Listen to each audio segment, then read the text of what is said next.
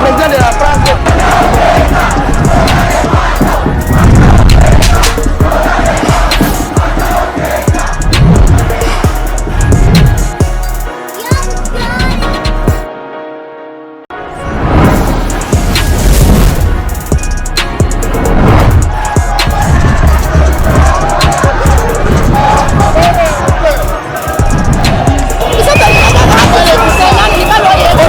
Nous agresse. Nous ne voulons pas que le président de la France.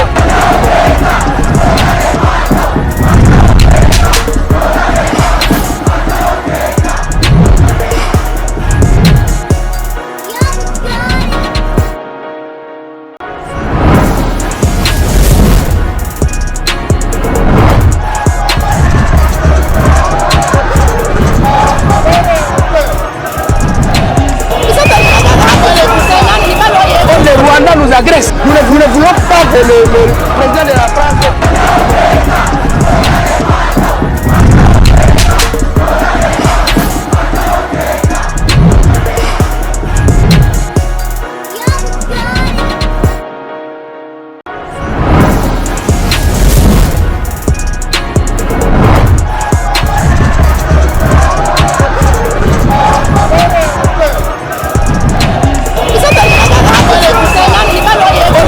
Nous agresse. Nous ne voulons pas que le président de la France.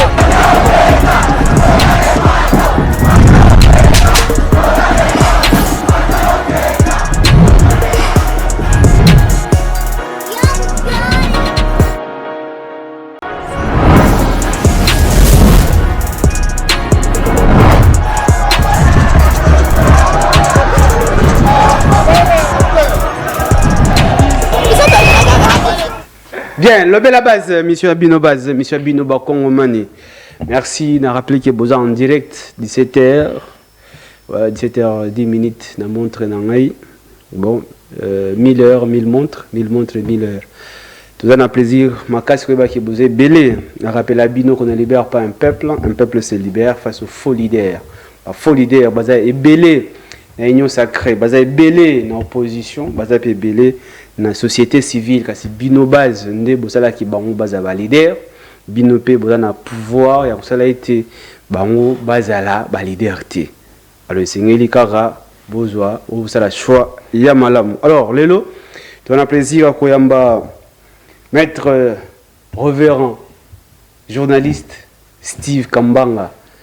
Et puis bon, voilà monsieur na lobangote. Cher Steve Kambanga mbote pe bula mon émission le bel à base. Mbote ndeko Alain Choukuru, mbote na batutu bazolanda biso partout dans le monde. Nous sommes en direct. Il est 17h heure de Kinshasa, toye penza poto ya nola na mituna nyonso rotuna biso na o peuple azotuna biso. Très bien. Mais elwa liboso isale ki oya boye parce que lobby to yambaki bandeko notamment Benoît Mwamba. Ouais, le bac qui était dans le ministère, il y a affaires foncières, kuna makambo ya nyamu zali koleka makasi pambate la ministre madame Kazia Bandubola a signé arrêté au singélité et en plus a vu ba membre ya fondation na ye à côté si bango un ministère à côté de l'administration où est Libongo affaires foncières. Alors, Ndeko Steve Kambanga.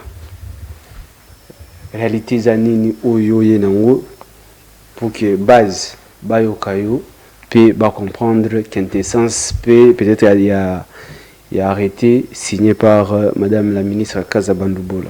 Matondo mingi mboka Alain Choukuru et motuna na yo eza penza motuna ya malamu mingi bandeko bafongola matoi bayo kangai wabino maître Steve Kambanga. Souci eza nini? Ndeko o tangi koma tukana ndenge ya mabete na ebiete. E nakoki koya ko dimine ndeko na TVT mais na ebiete. Mais lokola congolais na betele maboko po ayebike congolais nyonso za na droit ya koloba ya kokanisa o ya lingi mais na respect ya mibeko. Na moni ndeko ana place afingi na nute na moni ndeko ana alobi kama mambo batie na munoko. Oh batie na munoko nde ba elema azwi. Ayebi mama ngote. Mama aloba batie na munoko. Mais bakosi ye makambo bapesi ye Yepe mbala sima soki ba pesi asala ba salle kubongo a s'imprégner na dossier. Aya koloba ndenga ekolobela te. Ndeko nanga. L'arrêté du 20 février 2025 interdisant le morcellement anarchique, c'est un arrêté salvateur pour les populations congolaises. Namoni ndeko na vidéo oyo ezotambola na ba réseaux sociaux. Ndeko alobi bokoki kopekisa mutu te ate kanda kwa ndambu ya mabele na ye. Bokoki kopekisa mutu te asala boye abetel sur le droit de propriété. Pour son information, je suis un juriste. Oyoyo nakoki kobeta to le pona science te, mais tant on a lo ba comprendre que ici c'est le jargon juridique. Ayebi soki asi asomba ndako, soki asi azala na lupangu atala na certificat na ye. Bakoma la propriété ya nani? La propriété de l'État. La propriété, les sols, article 53, il y a la loi dite foncière. Et le bien, les sols est la propriété exclusive, inaliénable et imprescriptible de l'État. Article 53, il y a la loi dite foncière. La loi de 73. Donc, à Kanisate, que droit de propriété, et ça, que ce qu'on a 20 sur 20, on a 20 sur 30, au koki ko sa na mabelande ngo lingi. D'ailleurs, certains doctrineurs du droit foncier pensent que ba titre tozaka nango ezaka ba titre provisoire parce que l'État congolais sur lelo a moni que na secteur oyo il faut alongola batu asala oya lingi na secteur wana alongola bino indemniser bino pour mabeleza ya l'État. Donc déjà ma droit de propriété ndeko wana il faut apprendre ayeba kitereza bongo. Batie maloba na munoko me ba pese be élémenti. Donc l'État sera lobby que banda lelo na mabele nanga. Bo bando kata esu banda kwa mikiete. Yete ndeko o tangi soki ndeko beno ndako ya koleka pour banda ko traiter ministre kalingi population tazo combattre mokonzamboka. Oh, tant to betaka lisolo ngana yo na ba plateau que mboko e fait changer, mboko ko changer ndeni. Il faut qu'il y ait des normes, mon très cher frère. Comment bino bolinga mboke bonga me bolinga bacha mibeko na mboka te. Les morcels, bapekisi morcellement, tom ça zande informé te. Bapekisi morcellement te. On va morceler des parcelles, des concessions. Mais le morcellement qui est interdit, c'est le morcellement anarchique. Oyo ezali na se ya 15 mètres sur 30. Tom Sunde Wazo comprend te. Moi-même, je suis locataire à Kassavubu. Là où j'ai vu, c'était une parcelle de 20 sur 20 divisée en 3. Ils ont 6 et demi, 7. Ne voyez-vous pas que sur le plan environnemental, nous sommes en train de courir un danger? Alain Choukuru. Comment yoko za na lupangu to mona ngona Kongo na ba yolo awa na ba quartier na ba bandal. Bozui lupangu neti banda ko ba onel wana ba kaboli yango. Bateki ndenga sima on a plan na sima kuna ezaka cuisine ezaka toilette ezaka nini parce que moi je suis natif de Lemba tokola na banda kona na yimde ezalaka mais oyozo mutu bongo bateki na sima bozo partager salon na Kinshasa wa batu bayebi bozo partager salon mutu asomi lupangu moi demi wana azana parking te azana parking te bozo ça la fosse septique na salon n'est-ce pas pour vous-même? Ne vous voyez pas en insécurité, la première des choses. La deuxième des choses, bandeko nyoso bakenda Dubaï. Bota na pesi par exemple la ville wana.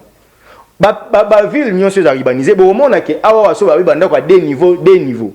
Alors ba modèle moko. Maintenant nous au Congo, lelo na Congo. Toza na modèle nini ya ville na Kinshasa. Encore ndeko wana zangi be élément. Pourquoi ba syndicaliste ngo ba réclamer quand na Kinshasa na ba province ba réclamer te? Parce que dans la province, mamba morcellement, il y a 4 sur 20, il y a 5 sur 20, c'est à la raté. Vous comprenez? Donc, pour Nini, pour Kinshasa, il y a 2 sur 20, 3 sur 20, il y a commis. Et vous voulez que tout ce kabongo, il y a des conséquences. Vous voulez pas que kabolo en 3. Oya katika tezana mbongo te atonginda kwa se. Na droite benga en villa. Oyo azar na droite atongi immeuble à étage. Il y a 5 niveaux. Moulunge oyo dégagé. Na oyo dégager côté au mutana za na katikati. Vous voulez que les gens meurent parce que batu ba na mbongo tendenge ndeko na lobi ke soki mutalinga futela mwana Minerval azana 10 sur 20 awe ko 4 à 5 ateki azata en sonité ndeko na ngai. Laisse-moi d'abord te poser une question. Avant que madame la ministre soit arrêtée wana musique d'accompagnement puisque déjà ils allaient qui va dire ça les na Congo na Kinshasa précisément même na partout j'étais dans le site qui vous précisément. Oui, ils arrivent belé na Bukavu. 5 sur 5 mais donc matin maman likolo. Oui mais puisque déjà l'état congolais ndemuntu a instauré le Rwanda. L'État non, attends, puisque lorsque on a 5 sur 5, tout même 3 sur 5 naïe, Azouara Mikanda et pas cadastre. Ok. C'est-à-dire que l'État, il est d'accord avec ce qui se passe. Ok. Mais la question, mesures d'accompagnement avant que le ministre soit arrêté, on a Azouaki. Parce que vous vous rappelez que dans le gouvernement, mon batatonnement, ils avaient belé. Je me rappelle, ministre Moro, Azouaki a arrêté, d'ailleurs, il y a Italie Makambouya. SMIG, Moni Mamoko, la première ministre a lobby, non, tu n'as pas réfléchi par rapport à paramètres. Est-ce que, madame la ministre, a dit qu'il va paramètres réunion avant à signer arrêté? Cher Alain, bateau batanga droit baoye bisayo que il y a un principe de la rétroactivité de la loi. Vous comprenez? Lorsque la loi s'applique, il y a l'application de la loi dans les temps et dans l'espace. Si avant l'avènement du loi, on va contrôle a priori, avant l'avènement de cet arrêté, les désordres étaient dans le pays, tant mieux. Mais dorénavant, depuis le 20 février, on a vu tous les paramètres. On veut sauver le pays. Mesure d'accompagnement, nous devons savoir que arrêter Oyo, c'est un arrêté salvateur. Pourquoi? Et là que quoi accompagner récite nango. C'est-à-dire, ce n'est pas un géomètre qui doit se plaindre à la place de la population. Ce qui est bizarre, les frères que vous avez réussi avec beaucoup de respect parlent au nom des syndicats. Les syndicalistes eux bango bazo réclamer. Alain, surtout que tu es un ami Yakala. Fonctionnaire à l'État travaille pour nanani. Pour l'État. Ministre à compte sanani. Il y a l'État. Parce que si l'État a des normes, bateau va se plaindre, il faut la cadre des consommateurs, n'est-ce pas? Si on n'a pas de bateau, va sombre, rapper bateau, ma pangu, bango ba lobby le côté. Mais bateau va censé appliquer normes, ne bango ba sili qui n'a place la population. Un fonctionnaire de l'État est pour l'administration ou il est pour la population. D'abord, il faut noter que dossier balai, hormis arrêté, ils a tous à la nous arrêté. Népotisme, tous à la nous arrêté. Ok, voilà. Tous on a arrêté, non? J'ai des éléments. Alobi ke arrêté wana za mabeti. On a tout ni ba fonctionnaire à l'État. Ba telemelaka l'État pour na makambo yo eza ya population. To bango ba yoka o l'État zo sala pour bango bazana pour na ko mettre en pratique ba normes de l'État. Place aux hommes que les amis, les frères, les syndicalistes na ba communicateurs na bango bazola kisage ils sont instrumentalisés par certains. C'est pas parce que mutwa lobby makambo ya les amabi ça dit que ça instrumentalisé. Il faut quand même. Oyo qui est le monde de quoi na lobby na plateau na yo. Omoni kutu. Nzambe. Tangu balobaki makambo ba fondation na Top Congo, toye komona na fondation bache batu. Ah, mes chers frères. Toyebi place mambo et outil. Ce sont de bonnes guerres politiques. Mais que les gens sachent que Excellence Akassia Bandoubola, depuis qu'elle est à la tête. Avant de parler, d'elle. Non, j'ai expliqué, non, nous m'avons arrêté. Depuis qu'elle. Voilà pourquoi je voulais poser la question. Depuis qu'elle est là, après ça arrêté, elle va bien 100 mètres. Nekoano Yambaki, Asia ya félicitant. Toyebi ngana yo combien va spolier ba immeuble ya l'État na mboko yo. Tangu ya bi non. Botika mambo yo onda kwa munele mo atika bien 100 mètres pour yo. Un homme puissant, il y a régime, au commission, on a un certificat. Banda lelo ba bien 100 mètres, on a monté au zoango. Mais ça va bager politicien. Mais kasi, parce que la rabino boy, et à ça pour que parce que tu as Kabila de Zaki dans belé et puis t'as c'est toujours comme ça. Donc voilà pourquoi j'ai dit. C'est là, na pouvoir Tshisekedi, bateau bazaki na poso za bien 100 mètres bazate. Et on se va. Mais kasi baboy, ce qu'on problème les anines. Tu vois que tout le monde va zo boto la bango. Oui. Bateau yo bazo boto la bandako na régime Tshisekedi soki bazali. tant mon qu'on a bango ou azana attribution la compétence est d'attribution non c'est elle qui est compétente d'interdire mais Pius Mwabilu abano sala makambo Akasia zo sala Akasia aye na sima Pius Mwabilu oui ou non mais est-ce que tant Akasia lobi ba bien ça mettre on est rubando zalate est-ce que tangela bien ça mettre moko oyo yo moni mutazu yango après c'est arrêté arrêté de signer omoni na deux questions parce que journaliste est censé causer la informer. Oui, moi je suis. C'est depuis le mois d'octobre que c'est arrêté. Moi je suis informé, mais oui, pour informer, vous informez des bases. Mais tu veux. Voilà pourquoi j'avais posé la question. Attends, c'est arrêté. Calme, moi je pose des questions pour que pour que base à comprendre. C'est arrêté, c'est depuis le mois d'octobre. Mois d'octobre. Où on a interdit les biens, la récupération des biens sans maître aux particuliers. C'était pour éviter Marambaba homme puissant. Madame le d'abord ça mettre la population à comprendre les mots là on va montrer. Voilà. Bomoni bande konanga. Ovandi penda na kauka o lupangu moko boye mukolo na mona na raté ale mutu moko bimi po aza général po aza ministre to aza ndeko président ndeko ya premier ministre azu lupangu ane komi ya ye. Ezaka désordre. Ceux qui lupangu wana mukolo na aza te fait zonga na patrimoine ya l'état.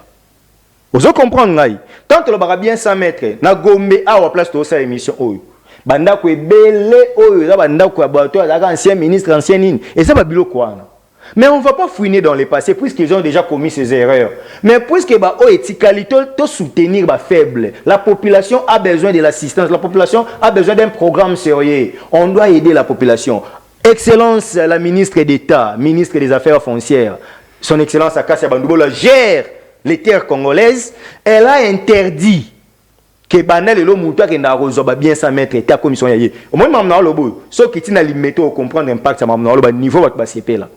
Ndeko wana oyo yambaki ayebi mamboti.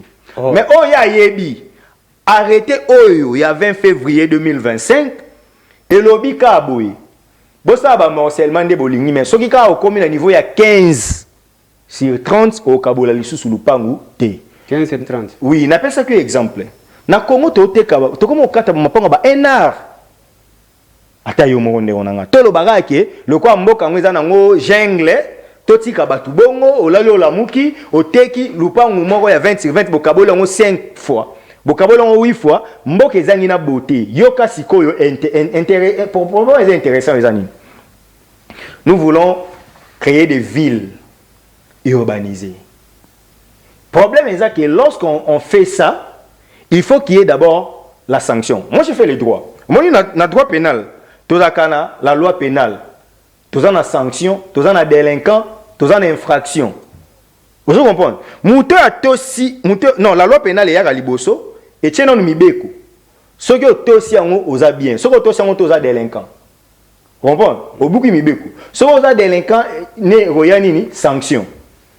Vous comprenez? C'est que les gens doivent comprendre. Baye barake, mibeko tango yaka, mibeko yaka te po sepelisa batu nyonso. Et ça la rapasi na bato baza ko bika libanda ya mibeko. Omoni bandeko ba osilika. Po bayebi ke bazo bika libanda mibeko, mais écoute une aventure. Ba syndicaliste ba telemi, tout na ba syndicaliste ba réclamer arrêter on eza mabe na nini.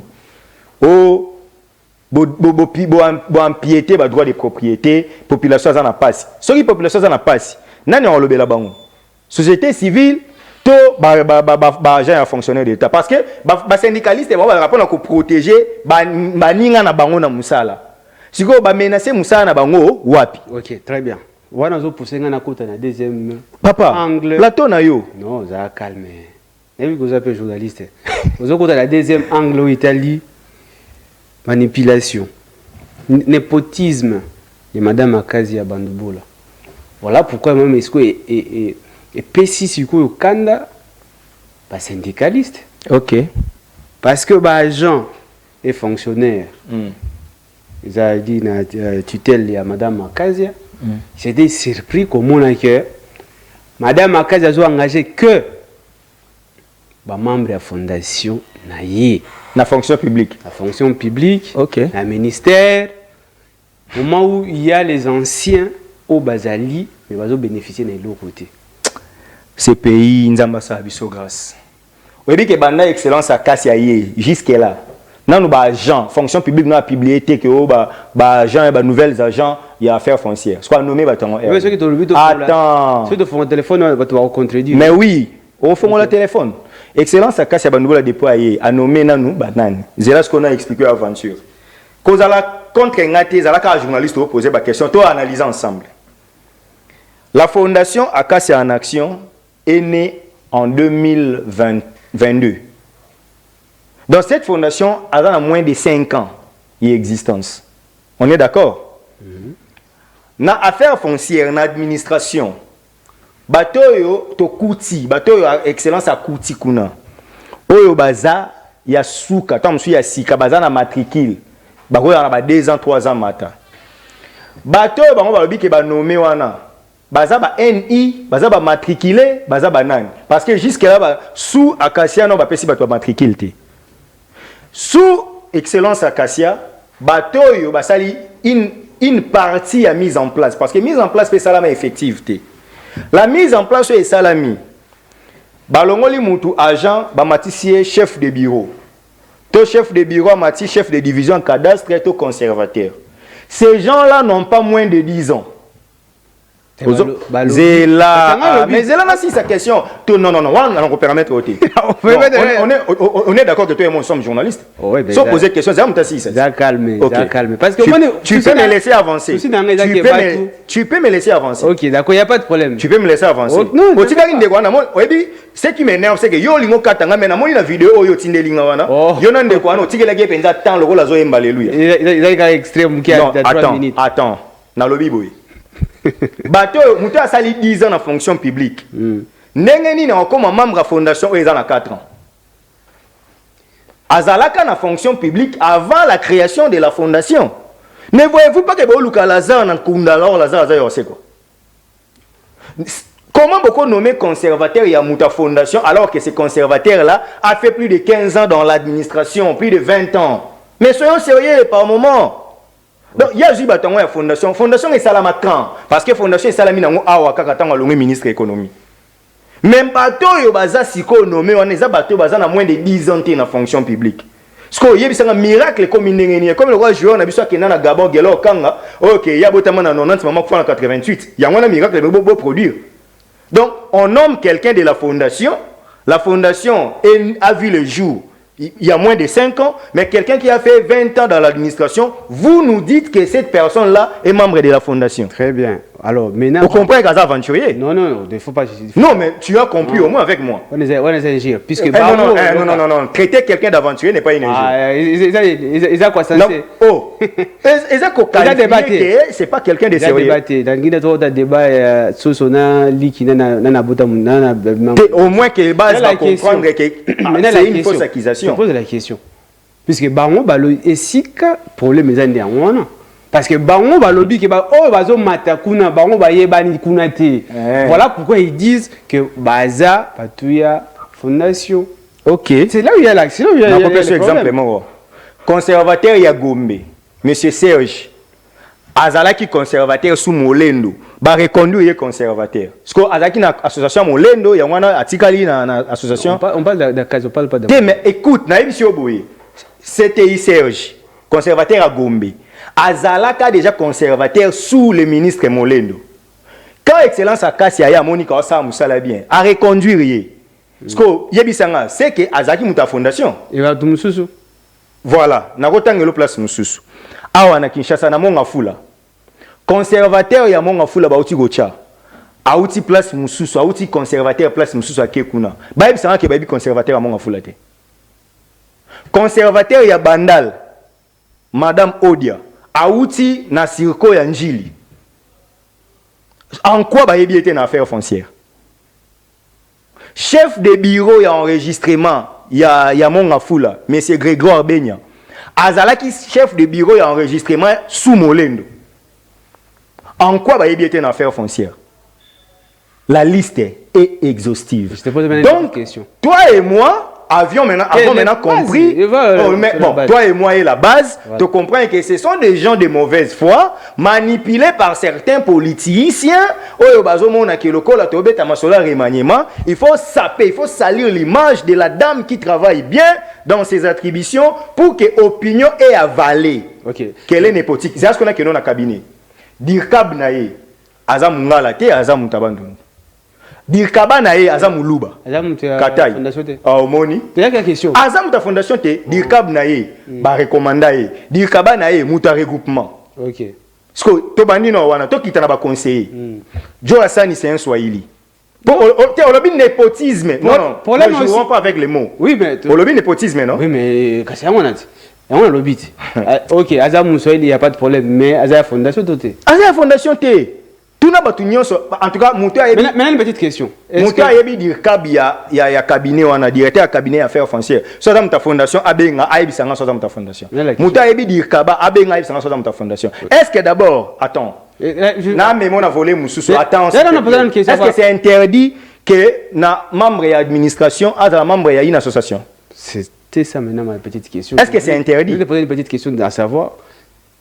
Est-ce que Madame Akazia Bandouboula, la ministre, a-t-elle nommé où ils allaient ma membre de la fondation d'administration? Mais quand même, ça biso bangoti. A posé OK. Yoka, nabi c'est faux. Ce qui bateau. C'est ça là. Yoka. Mais pas la question d'anga et puis ça te dérange. Oh, et déjà j'ai réponse d'anga zaboué. Atikali non renommé té bateau fondation parce que jusque là bateau yo baza ya souka na affaire foncière baza ba nouvelles unités. Siko a nommé bango ndengeni. Donc si elle devrait nommer, il faut qu'il base là. Ce qui ba kotisi bato asika. Ba ibisa kibiso awa lobby. Qui ba nouvelles unités tout où ils allaient baza kuna bazo ko souffrir, bazo pesa bango prime il y a 20 000 francs. OK. Tandis que ba oyo asika o ba même reconnu bah, vous avez avantage plus que on va souffrir. Voilà, tu me permets alors d'employer mes mots. Non, mais pas moi est-ce que mon éducation me permet d'insulter quelqu'un? Révérend. OK. Alors, tu peux me laisser alors? C'est symbioté mon cher. T'es aux olinga, aux ala syndicalistes na non, non, syndicaliste c'était là poser des questions. OK.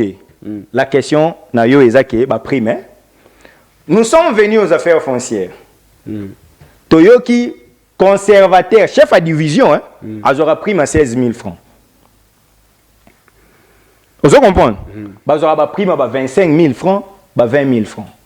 Parce que par quelle magie, ne bateau fondation, na carte d'administration, aura pris ma 500 $. Il faut être fou quand même. Tout nous excellence à commis na ministère wana, a benga nan ba conservateur nyonso. Aïbisi bango mais comment bino besoin na ba prime ya ba 20 000 francs mais besoin na ba jeep cher besoin na ba téléphone cher donc vous êtes des voleurs makambo yo zomona ya morcellement oyo ba géomètre ba loba na ye ba preuve eza soki bo benga sumba sima na yana be élément na senga cellule la communication ba pesa nga be élément na ba loba boye omoni rubrique ya morcellement et quand il sera bon monter sotali na ba rubrique bon ils araba 0,0 wana et quand ça non monter ce que lelo ba se plaindre pour na morcellement avec mbongo et quand na l'état te ndingo ya mbaki ndeko wana abi mbongo ko kota lisu na l'état te azo bloquer mboka mais moi je lui dis il n'est pas informé ba géomètre ba yebisa excellence akasia ke morcellement ba morceler wana et quand ça non mbongo te donc ils am mbongo nde ba liaka problème ya ke kopa ba géomètre et koufi au lieu ba servir l'état bango ba mona ke lokola kopa ba géomètre et koufi ya sala ba morcellement. Je reviens sur cette question. Prime tant au ministre à Koti. Na ba réunion ça na bango, ba conservateur na ba chef de bureau ici bango abi na manana nga na ko ça l'effort que baba qui la bino ba prime. Et c'est la démarche d'ailleurs qui est. Comment vous voulez dire que bazo ba prime ba 20 000 francs alors que bandé affaire foncière ezala ba prime bazo aka ya ngwana. Muto ya Kotika awa na jier nde bonimbo ndo betele masoya ba prime ba 20 000 alors que ba prime ngo ezala kaka ya ba 15 000 ya ba 20 000 francs. Bazo funda mutu place wa zati. Donc mama ba prime akuta ngobongo yekutu ndala kaki bango que moi je milite pendant mon mandat. Il faut que la situation précaire. La précarité financière, les alliés qui aura prime moi je ne veux pas de ça. Je veux que Batou aura prime bien pour permettre de travailler. Si le bateau il y a pessi dans la fondation, prime parce que prime est dans l'État. Ce qui prime est dans l'État, est-ce que les gens réfléchissent comment fonctionne l'État? Donc dès qu'on a pendant à Sokoli, à Latibilamba, il y a un plateau, pour le Bamambo il y a éviter. Donc éviter l'État pour à ça la sélection va prime. Donc l'État yebi oyo muta fondation Acacia na payé prime à $300. Oyo muta fondation te na payé 20 000 francs. Ne wana on sérieux. Et puis, bah, tu peux, na yo, journaliste, on dit, mais lié. Ah, mais c'est honteux. Comment un frère, et puis c'est un moukolo, c'est un monsieur adulte, à qui n'a pas le baguette. Vous allez apaiser. Non, attends. Il faut d'abord apaiser. Non, mais toi, tu ne peux pas gérer mon tempérament. Non, mais parce que les émissions, quand même, il ne faut pas vous aller. J'ai dit ceci, Alain. Ok. Est-ce que tu peux réfléchir ensemble, même dès qu'on a un Benoît, dis-moi, tous les bisonions sont en fonction publique. L'État a posé sa matricule, a posé appartenance à Moutou. Au début, si on a une fondation, on a prime à bien, on a une prime. Est-ce que Moutou a une prime? On a posé une bilonité, on a une place, on a un outil. Il y a un posé une grade à Moutou, on fonctionne pour appeler ça une prime. Parce que on a une prime, on a le bic et on appelle ça une fondation belé, déjà c'est faux dans l'administration des affaires foncières. À cause de qui a lobby, ceux qui va nommer 6 na circo, ceux qui va nommer 10 na circo, 6 baza ba membre fondation. Na ebisi eboy ala kisanga na circo ya Bandal ba membre fondation baza combien? Ala kisanga na circo ya Gombe ba membre fondation baza combien? Ala kisanga na circo pour limiter coût c'était Walter Azawana. Ba Cédric Bokoku bato nyonso na lo bano baza wana. Ala kisanga bato yo ya lobby o baza ba ta fondation. Alinga bisanga que c'était Walter am ta fondation. Aligné ça que CTI Yangali Makatanga, Azam ta fondation. Non, à un moment donné, soyons sérieux pour nous-mêmes. Et puis un papa comme ça, je pense qu'il a des enfants, il a une femme. Bah c'est bon, bah c'est que ceux qui te l'ongolien te retiennent, ceux qui entendent dans le cabinet. Des fois il y a bandoko samarambu. Non, on peut combattre l'excellence à Kassia, mais attendez le jour où elle va commettre des erreurs alors. Puisqu'elle n'a pas encore commis ces erreurs. Ne venez pas alors mentir le peuple. Merci. La moindre oiseau benga, tous rappel mon et puis tout changer de sujet. Oui, ne combo te benga parti wa puis combo nani. Est-ce que vous maîtrisez le dossier? C'est Omarian Leive Inonga. Oui, vous êtes en direct. Réseau. Alors, tout changer de sujet. Je crois qu'il y a aussi ici un dossier wana. Nangana lo barake. OK, t'as la caméra comme ça. Ba politicien oyo bazotinda bino na sima dossier wana, toyebi na biso bango. Mais basala makasi ya ozala compétent pour bakoma place wana. Les destins ko servir mboka ya na ministère te. Place oyo ndeko wana zotinda bino azali, akoki pe ko servir mboka. Ba pesi nyonso azobongisa te. Kaka soka che mutu to ye azoluka cha mutu obedience wana na ministère nde ya kanisi ka ko servir mboka. Non. En tout cas, les bonnes guerres en politique, toyebi, que toi que je m'y mette, tout ça, et ça biloko et mais ça dans la politique congolaise. Mais vous êtes fonctionnaire de l'État. Ne jouez pas le jeu de la politique. Restez administratif. Si vous voyez, dites-nous, si l'arrêté dérange la population, vous êtes exécutant. Comment vous pouvez vous sentir mal à l'aise pendant que la population se tue? Donc, cher monsieur, vous n'avez pas tort de revendiquer. Yoka siko na si sa na si GO. Batana ba kende grève lundi non? Baye na moni de kwana bi excellence ayambaka ba agente, excellence ayambaka ba tuté, asala makambu sa qui est secrétaire général aeba. Je mets le secrétaire général Gérard Mugango en témoin. C'est presque chaque jour kazara na cabinet. Chaque jour. Presque chaque jour kazara na cabinet. Secrétaire général des affaires foncières. Comment est Gérard Mugango? Ce qui n'a qu'à aussi à contredire, c'est un papa à n'a qu'à se m'embêter. C'est-à-dire décision zoaka baye baka. Ne quoi na lobby basali grève. Oui puis principe à grève. Bosali grève sans préavis. Bosali grève sans mise en demeure. Bosali assemblée générale té. Malamongo boké bosali lancer la grève. Ça c'est la grève sauvage. Oui puis black basalaki. Le vendredi passé, yonanga tebi que vendredi dans le conseil des ministres. Baye kokoti sa mukanda na 16h. So kokoti mukanda na 16h ya vendredi. On suppose que ba tanga ngo lundi. Lundi faut batanga po ba benga bino, bo discuter sur des éventualités, soit bo ke na grève te bo ke na grève te. So ki ba boy ko benga bino nde bo sala mise en demeure. So ki bo sala mise en demeure que ministre zo répondre te nde bo ko kende ko sala assemblée générale ya administration na bino. Mais bino bozu une opposition unilatérale. Boye na grève, boye na lettre le vendredi, lundi boke grève. Et puis boke grève ana, bozo lo bagé ministre a démissionné. Likolo na ngotala encore une bêtise de la forme. Bozui bolobi ke bolo ba ono ya ba Jean Nyonso ba fonctionnaire Nyonso affaires foncières ya Congo. benga bato ya Katanga ya Grand Katanga tuna bango soki représentant na bango signé ya délégation syndicale na bango bato ba province baza na ba problème té.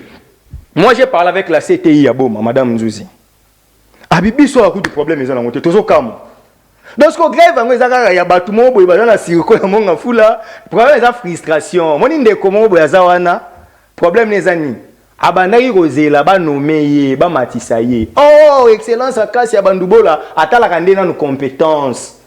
Ce n'est pas parce que tu es recommandé ne faut pas pesa yo poste.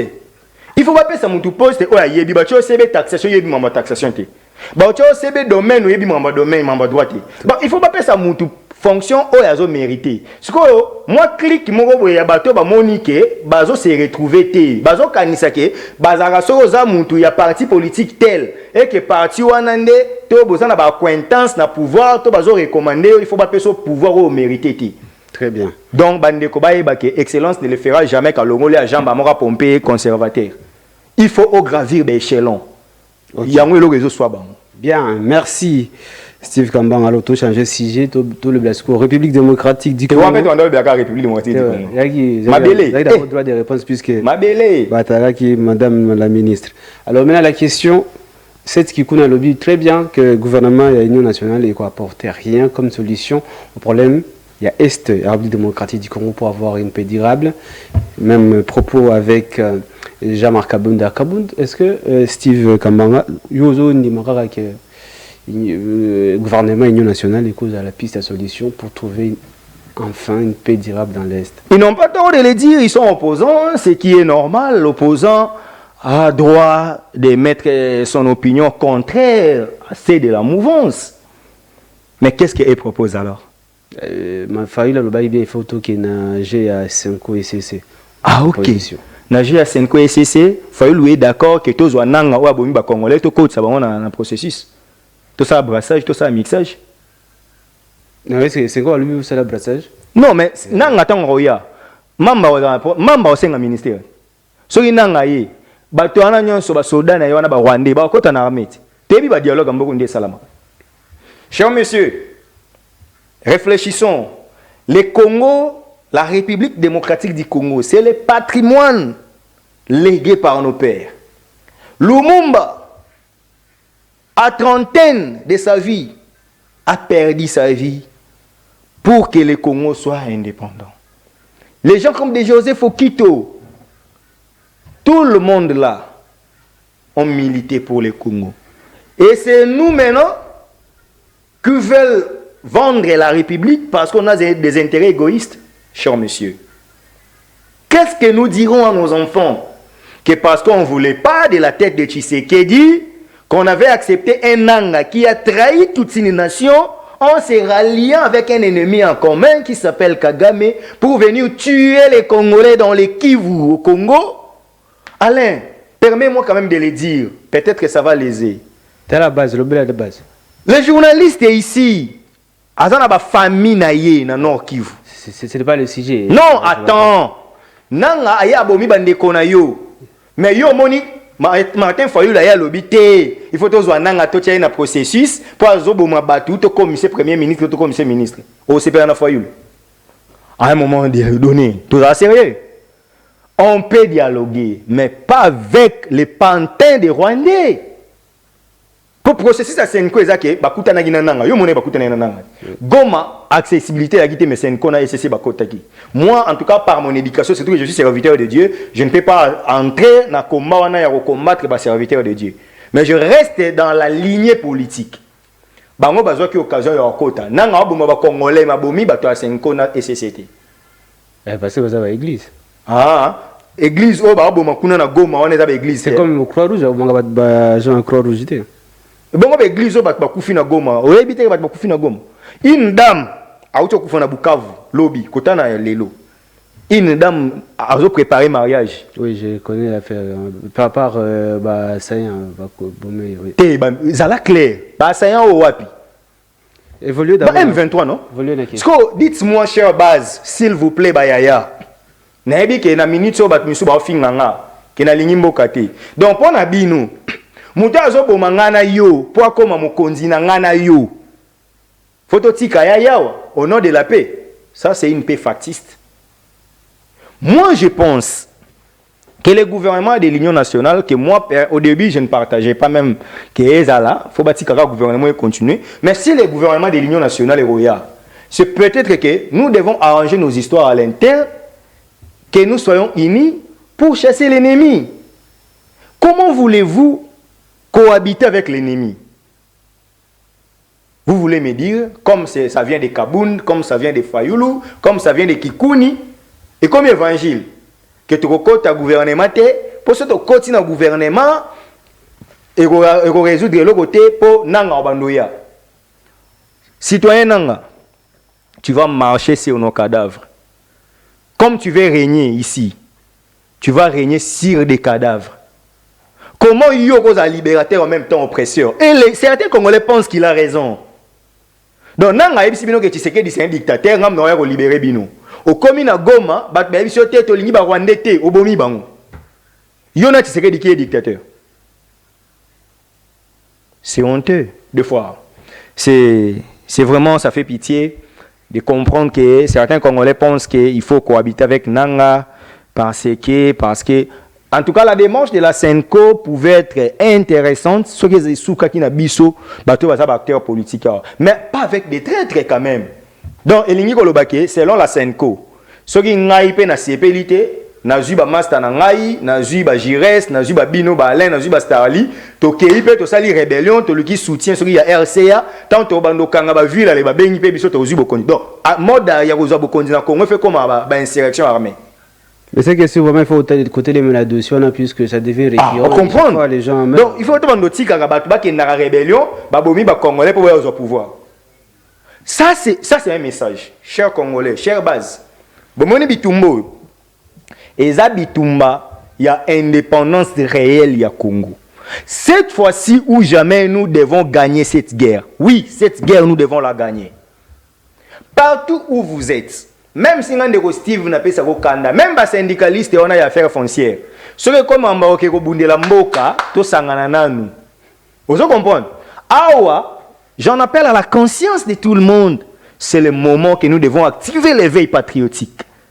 C'est le moment que nous devons activer l'éveil de conscience. Cher Alain, nous ne pouvons jamais, alors jamais accepter que Bissotos à la diviser. Pendant que nous sommes divisés, et comme il y a un cop, lobby Roubé Wakasali rébellion aye azul ministère. Lobby allez Roger Lumba. Le lisusu. Nang organiser des élections. Ayeba kike namboko photos au pouvoir de manière démocratique. Le même Nang qui nous dit que Tshisekedi n'avait pas gagné les élections, c'est moi qui vais venir prendre les élections. Mais c'est le double traître. Si réellement Tshisekedi n'avait pas gagné les élections, c'est Nang qu'on doit abattre. Donc, dans quelle logique en anglais, tu sais que ajouté au Bomi peuple. Non, tout ça d'abord que le gouvernement qu'il y a. Au Bomi peuple. Après, aujourd'hui, tu viens pour dire que je vais vous sauver parce que Natchaki Mouto a quitté dans l'élection. Vous devrez m'encourager. Na Bomabino, na Longolé, na pouvoir pour comme président famille Nangaï. Oui, maintenant c'était peut-être la dernière question. Bon, même si tu es dans le gouvernement Union nationale, avec qui? Avec les Congolais qui réfléchissent, non, avec les Congolais patriotes. Parce qu'on parle de l'IAD. Bagoya, Yozolanda. Ah, Bagoya. Oh. Mais, papa, enregistré mission. Ils ont enregistré. Tout bon, d'ailleurs, tu as fait YouTube, les Pour vous rappeler, ça a raison, Bagoya. Bon, le gouvernement où ils sont en place, il faut qu'on remplace. S'il faut aller dans ce sens-là, parce que. On est en train de réfléchir. Non, il faut baser bien. Oh, mais on veut réfléchir. Le ministre de la Jeunesse a échoué, il va Nasugi Gawan. Oh. Déjà dit qu'on a un ministre. On a fait exemple. Non, mais il faut changer le gouvernement parce que. Il faut doter le gouvernement Union nationale parce qu'on estime qu'ils vont faillir. Alors. Non, ce n'est pas que ce gouvernement a failli. C'est juste qu'on veut que le Congolais mission. Non, Congolais a poste. Est-ce qu'il y a 6 axes prioritaires et il y a aussi sa guerre à Est? Si. Oh, mais tu peux me les lire? D'ailleurs, c'était le premier point. Tu peux me les lire alors? Le premier point. Qui était à la défense? Ah voilà, très bonne question. Alors? C'est-à-dire qu'il faut l'Ongolais. Non, mais ta question elle est simple, non? Si le ministre de la Défense n'a pas résolu les problèmes, Où est le problème des autres ministres? Eh bien, le problème, ce n'est pas seulement la défense. La défense, pour une bonne défense, il faut également une bonne économie. Ba ministre nyonso bazawana peuple ndazo jugé mokonza mboka ndazo yeba mokonza mboka za lokola coach Ancelotti aibi que Vigno betino bien mais am supona bomba yo na match athlétique ya Ligue des Champions bimana no Brahim Diaz Kota mais cela ne veut pas dire que Vigny a la fouteur. Donc moi je pense que 85% du gouvernement doit travailler dans bien. 85%. Ouais. Pas comment on va au talent. Oh mais ba otala ngayo. Na biboy. Ce bozu bato basali mabeza ba exceptions. Neti nga pesika exemple la jeunesse pour y penza monanité. Otuninga mamba défense na ebisho oui. Ce qui bitumbesité alors que nous avons un ministre de la défense, faut tout s'en charger na et c'est tout. Non mais parce que bon toi m'appelle Moko, toi m'appelle Moko pour cette émission. Oui, ndeko mboto za en direct au benga partout. Bonjour ndeko na bengi à partir Angola. Précisément na kata Luanda. Na la mission oyo malamu. En tout cas na sepeli na ndeko oyo oyambi lelo. L'explication na ye est déjà claire. Toujours mon que toujours les politiciens ou les opposants ventrier dans le sens que tant on va que dialogue au benga nanga ou awiki koboma bango nyoso baya ba intégrer na kati ya dialogue wana omoni te eza osakana na bakongolais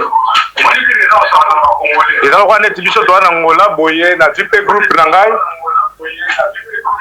na ke place moko tosengi aide toye tobundisi abolobi ate moto wana tobenga ye mpo epazwa pouvoir omoni te eza soni na bakongolais na makambo ezosalema ezosangaka congolais azwa mayele bato nyonso bazoya na likanisi wana balongola likanisi na dialogue. Merci beaucoup. Ya toyebi ke Tshisekedi akoleka na ye mais oyo akoya aya kokuta mboka ezala na kimia Tshisekedi ntango akokende mpo mboka so etali na kimia te ozala mobulu. Merci beaucoup. Ya merci na sepeli. Merci. Voilà, Steve Kabanga qui est déjà sous l'émission. On a aussi noté la caméra. De toute façon, on doit soutenir Rio, il est d'accord avec vous. C'est la caméra, le bien la base. Base nangai. Bino botali nga na lobeli bino boy. Place Union Sozali congolais, dis-toi que tu es le vecteur du développement pour ces pays. Yeba que développement au bande pas na yo. Kolingate moyinya ya boto la bisomboko yo. Toza bato soni. Sori un jour, totiki ba Rwandais par sentiment pour tolingi Tshisekedi. Les hommes passeront, mais la RDC restera. Aimons le pays, aimons la patrie. Towe le lambo kabiso na biso, mais to kabango pa bapayate. Voilà message nazaki na ngopo na bino, nazape mutu. Tant musu na sepeli si bino te, mais to ko so na biso na biso. Soki mboka eza na maboko na biso. Lelo bato Kivu ako ko bouger te. Po ba Rwandais, bazui certains Congolais, le ba nanga na ba mamba, na ba Henri, ba yena bango wana po ba nyoko la population. Tondi meloko te. To soutenir mokonza mboka na démarche oyo. Tozongisa kimia na Congo et puis na kati toko bunda biso na biso toko welela pouvoir. Message na ngaya wana. Merci bien. Alain. Merci beaucoup Steve Kambanga to comme na suka émission. Voilà mais il y a un message mo to Yambi Sikawa, il y a journaliste. Message rapidement, tonto bongo. Lobby justice pour Dieu merci Kanyonga, journaliste P à RTVS 1 lobby. OK. SOS, je suis une femme de médias donc journaliste, ma vie est en danger. J'ai été victime d'une agression chez moi par monsieur Willy Lokolongo, étudiant à l'IEC Gombe en date du 28 janvier. Je dénonce 1 violation à domicile, coups et blessures volontaires, violence faite à la femme, en ce mois dédié à la femme, menace de mort, M. Willy Lokolongo m'a promis qu'il me tuera et changerait de pays. Je risque de perdre ma vie suite à cette situation. J'ai saisi la police du camp Lufungula et le monsieur a pris la fuite. On n'a pas pu l'arrêter. Une semaine après qu'il soit convoqué, le procureur de la République et officier du ministère public près le tribunal de paix de Kinshasa-Gombe, M. Yamba Shambala Maurice, a envoyé une réquisitoire auprès de l'OPJ qui détenait les dossiers au moment où je suis souffrante à cause des coups que j'avais reçus. Je pense que c'est moi qui devrais saisir le parquet comme agressé, mais je suis surprise de voir les choses se détourner, se déroulent contrairement et actuellement le monsieur se promène en toute liberté. J'espère que la justice existe en République démocratique du Congo parce que cette affaire me dépasse même en tant que journaliste. Je suis en danger. Là, c'est Dieu merci. Étant journaliste et maman, étant journaliste et juriste, trouve-toi un avocat. Bah ça la réquisition. Il y a un magistrat ou un dossier, on a le collabo suspecté qui a en connivence, mais aussi un élément, c'est pas elle de définir les infractions. Il y a femme m'a fait, en droit, donne-moi les faits, moi je te dirai les droits. Il y a femme m'a fait qu'à Betakinga, à Kotakinanda, c'est le magistrat à Kolobaki infraction, au Babengango Boy. Bien que les journalistes et totalement, mais les mingi, mais Atika Moussalawana, magistrat m'tapé ces infractions, mais le col a suspecté magistrat wana na mouto à Betagier. Avocat na a ça la demande de réquisition. Va changer bango chambre mususu, va continuer ko sambisa. Et puis mandat ya comparution et à la lancer en bon et du fond ba kangamo mbali wana ba samba. Ceux qui va sambi, ceux qui va la quitter selon la loi. Ceux qui va condamner selon la loi. Mais sociologiquement, nous devons condamner ces actes. D'ailleurs, je dis ici et je confirme que Dieu merci Kanyonga, c'est une grande journaliste de courage terrain, à elle. Bon reporter. Donc, ton communauté Dieu merci, on va te soutenir et dossier le Bélango tous les jours et d'ailleurs au besoin, on va vous recevoir une émission de Bela Base pour que vous puissiez détailler les éléments et puis dossier tout le vraiment avec rigueur. Merci. Steve Kambanga. Merci Alain. Merci Tonté Bongo, merci Bandon Milalo, merci Jires Mabeka, merci Nabino Banso Balandi Bissou de partout. Votre émission Le Bela Base, la rediffusion c'est déjà demain. Et puis Tokuzani Bongo le lundi à 12h20 pour la direct toujours bon Le Bela Bino Base. Et puis Nabi qui va tu pour que peut-être Steve plateau on a toujours et pour na bino ata débat contradictoire baya penza na éléments. OK d'accord peut-être mardi tous à la débat contradictoire toujours pour que bino congolais vous allez édifier par rapport à dossier mais so batalega émission merci beaucoup et à la prochaine merci à la prochaine merci.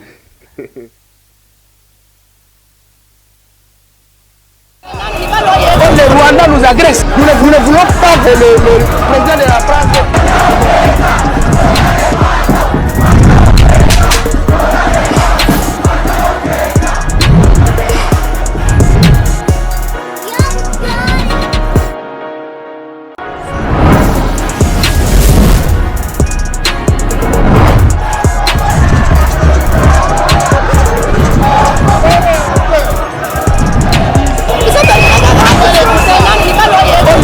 Nous agresse. Nous ne voulons pas que le président de la France.